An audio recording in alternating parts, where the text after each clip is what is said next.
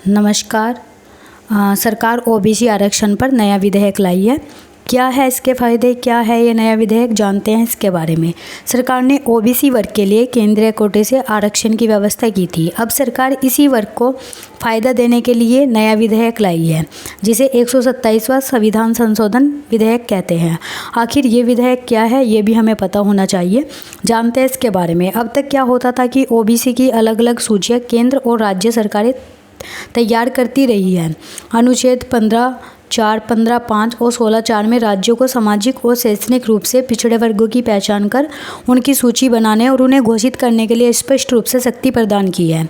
हालांकि ये सूची एक समान नहीं है। राज्यों की ओबीसी सूची में कई ऐसी जातियां शामिल हैं जो केंद्रीय ओबीसी सूची में शामिल नहीं है। राज्यों की सूची के आधार पर ही ओबीसी के दायरे में आने वाली जातियों को शिक्षा और सरकारी नौकरियों में आरक्षण का लाभ मिलता रहता है। आगे कई जातियां इसके दायरे में लाई जाती है, लेकिन सुप्रीम कोर्ट के एक फैसले से ऐसा करने पर रोक लगाई जा सकती है और इसमें राज्यों ओबीसी की सूची बनाने की शक्ति देने के लिए संविधान के अनुच्छेद 342A और 366(26)C में संशोधन होना है। हाल ही में कैबिनेट ने इस विधेयक को मंजूरी दी थी।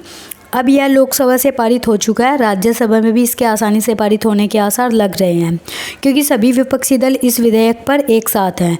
इस विधेयक के जरिए महाराष्ट्र में मराठा समुदाय से लेकर हरियाणा और उत्तर प्रदेश के जाट समुदाय को ओबीसी में शामिल करने और उन्हें आरक्षण देने का रास्ता साफ हो जाएगा। हालांकि माना जा रहा है कि इसके बाद केंद्र सरकार पर आरक्षण की 50% की सीमा खत्म करने के लिए दबाव बढ़ेगा। इससे पहले क्या होता था कि 2018 के 102वें संविधान संशोधन अधिनियम में अनुच्छेद 342 के बाद भारतीय संविधान में दो नए अनुच्छेद 338B और 342A को जोड़ा गया था। 338B राष्ट्रीय पिछड़ा वर्ग आयोग के कर्तव्यों और शक्तियों से संबंधित है। वहीं 342A राष्ट्रपति को विभिन्न राज्यों और केंद्र शासित प्रदेशों में सामाजिक और शैक्षणिक रूप से पिछड़े वर्गों को अधिसूचित करने का अधिकार प्रदान करता है।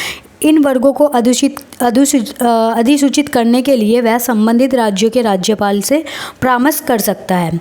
सुप्रीम कोर्ट का क्या फैसला था कि सुप्रीम कोर्ट ने 5 मई के अपने एक फैसले में राज्यों के ओबीसी सूची तैयार करने पर रोक लगा दी थी। शीर्ष अदालत ने कहा था कि केवल केंद्र सरकार को ही ओबीसी की सूची तैयार करने का अधिकार होगा। जस्टिस अशोक भूषण की अध्यक्षता वाली 5 जजों की संविधान पीठ ने मराठा वर्ग को आरक्षण देने वाला कोटा सर्वसम्मति से रद्द कर दिया था। तब सुप्रीम कोर्ट ने कहा था कि मराठा आरक्षण से 50% सीमा का साफ तौर पर उल्लंघन हो रहा है। दरअसल मराठा समुदाय को महाराष्ट्र की देवेंद्र फडणवीस सरकार ने आरक्षण दिया था। केंद्र सरकार ने सुप्रीम कोर्ट के फैसले पर आपत्ति जताई थी। अब सुप्रीम कोर्ट के फैसले को पलटकर राज्यों को दोबारा यह अधिकार देने के लिए 127वां संविधान संशोधन विधेयक लाया गया है। खतरा यह था कि यदि राज्यों की सूची खत्म कर दी जाती है तो तकरीबन 671 ओबीसी समुदाय के लोग शैक्षणिक स्थानों और नियुक्तियों में आरक्षण से महरूम रह जाते हैं।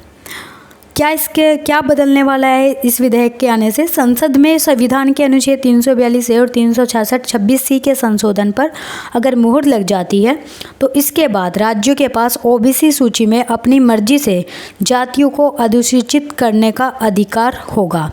इससे ओबीसी जातियों के आरक्षण का रास्ता साफ होगा।